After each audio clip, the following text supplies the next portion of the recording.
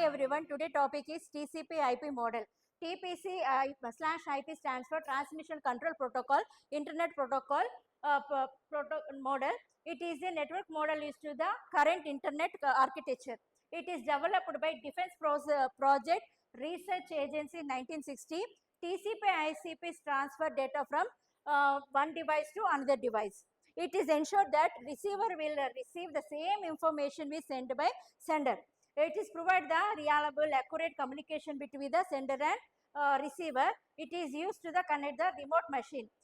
This is the OS to TCP. Normally OS we are using 7 layers. In TCP only we are using 4. Here application layer, presentation layer, section is combined. It is followed to the application layer here. As usual, transfer layer, network layer, data link and physical combination will get the here netted access layer. Netted access layer is nothing but here lowest layer of the TCP/IP model. Combination of the physical layer and data link layer defined in the OS layer. Is responsible for the transmission of the data between two devices on the same network. It converted the information in the form of signals. Use the physical address of the system for the mapping path of the transmission. Signals are directly interfacing with the network medium to the coaxial, optical fiber, and here we are using twisted pair cables.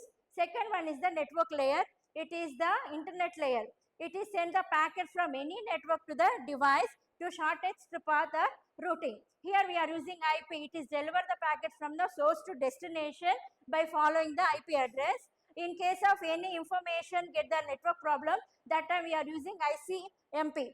And also here to finding the physical address using the IP address, that we are using ARP. The third one is the transport layer. It is responsible for the end-to-end connection and error-free deliver the data. It is provide the both connection oriented and connectionless. Connection oriented is nothing but wired. Connectionless service is nothing but wireless communication.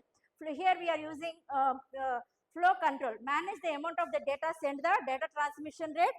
Error control, ensure the data units are delivered error free in the sequence.